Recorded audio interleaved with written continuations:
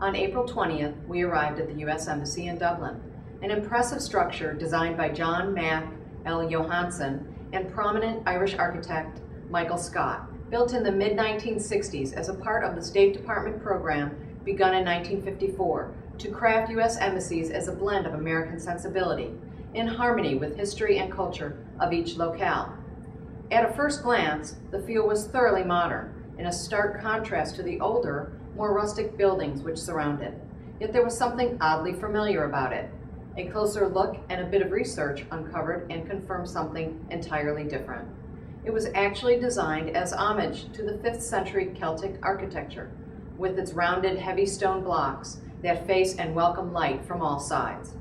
An echo of ancient ruins, yet brilliantly rendered in a concrete, starkly modern material with a moat-like landscaping.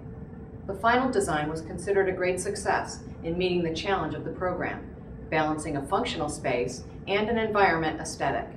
It was both forward-looking with reverence to the culture of the land on which it is built, essentially an architectural expression of idealized American policies undertaken in each foreign land with recognition of a historical context, in this case, a Celtic culture.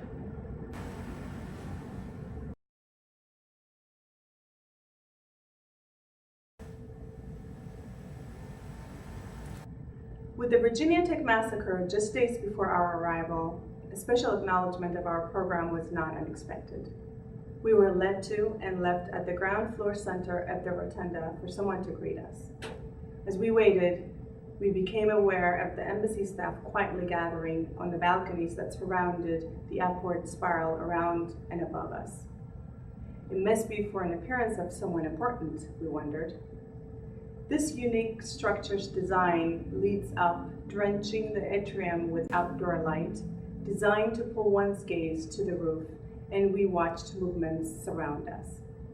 All offices faced the open space, and in no time, the first floor and partially second floor balconies filled with embassy staff, with us at the base of this living column. To our surprise, our small group was now at the center of everyone's attention.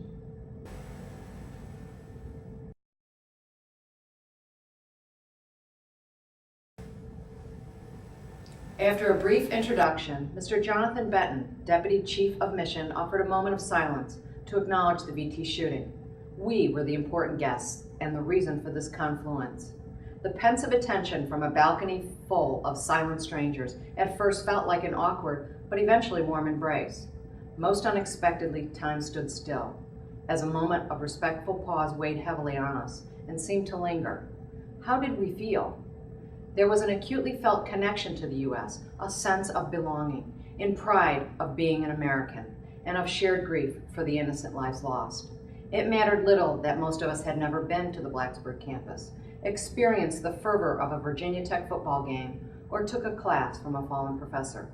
Through a prism of a random act of violence, thousands of miles away, for this embassy staff and for us, our group was Virginia Tech. This symbolism-filled moment is not one we will soon forget.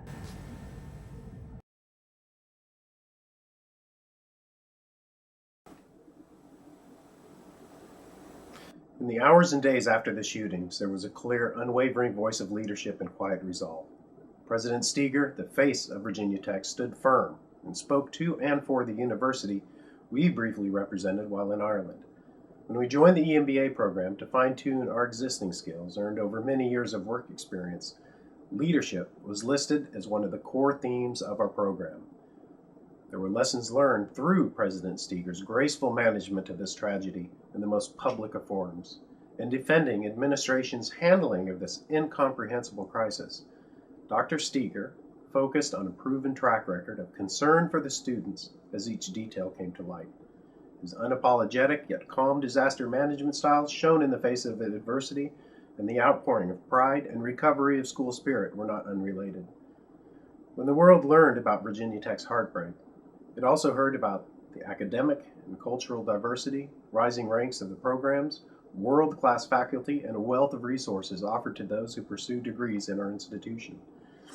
On the embassy visit day, in particular, as in the weeks that followed, We discovered and felt more pride and unity with the university than we ever have before.